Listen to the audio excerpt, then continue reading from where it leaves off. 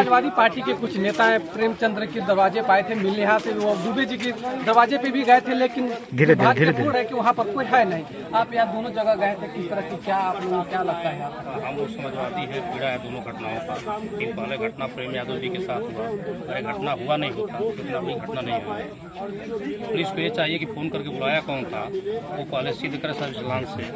अब तक तो सिद्ध हो ही गया होगा, उसको उजागर करेगी कौन बुलाया था। देखो देखा कई राजनीतिक पार्टी के लोग आ रहे हैं, केवल एक ही जगह जा रहे हैं, आप लोग दोनों जगह गए?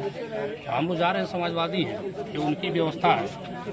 वो लोग गुंडे माफिया मवाली है, दूसरे को कहते हैं, खुद गुंडे माफिया मवाली है और बवाल बढ़ा रहे हैं। कुछ संवैधानिक पद पे होने के बाद भी पक्षपात कर रहे हैं, जैसे इसको राजनीतिक रंग दे रहे हैं। जो राजा है प्रभु, जो बारिश करते हैं सबके खेत में करते हैं, जो राजा हो गया वो सबका मालिक हो गया, सबके यहाँ जाना चाहिए, लेकिन नहीं जा रहे हैं, पक्षपात कर रहे हैं, ऐसा नहीं होना चाहिए। जो पीड़ित परिवार है, क्या समाजवादी पार्टी के द्वारा कुछ मदद दी जा रही है? दोनों के मदद हो रही है, लेकिन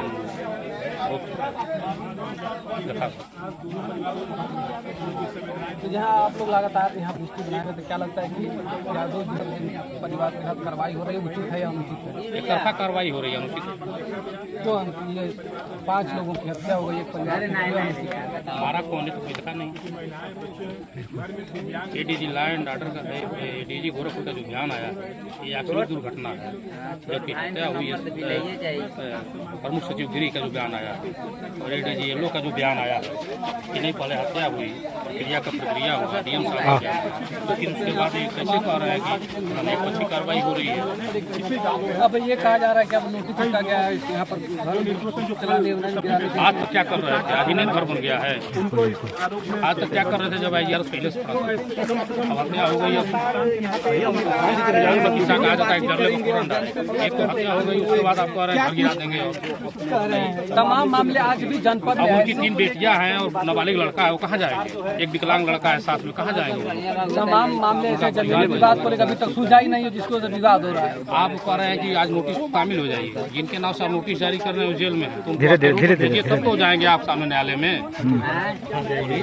देवरिया में एक और हत्या है जिसके बारे में कोई चर्चा ही नहीं हो रहा है। कोई हत्या मौर्या की हो गई है आजमगढ़ में, एक डॉक्टर की हत्या हो गई है सुल्तानपुर में, 2 शर्मा की हत्या कल कानपुर में हो गई है, कोई बड़ी बुलडोजर कार्रवाई हो नहीं रही है। तो क्या सरकार करे जीरो टैलेंस? सारे घटनाएं 3 दिन के अंदर हुई है। सरकार करे जीरो टैलेंस यूपी में कोई? माननीय सीएम साहब का बयान आप सुनिए ना पहले का, कि आपको मीडिया वाले पूछ रहे हैं, क्या करें?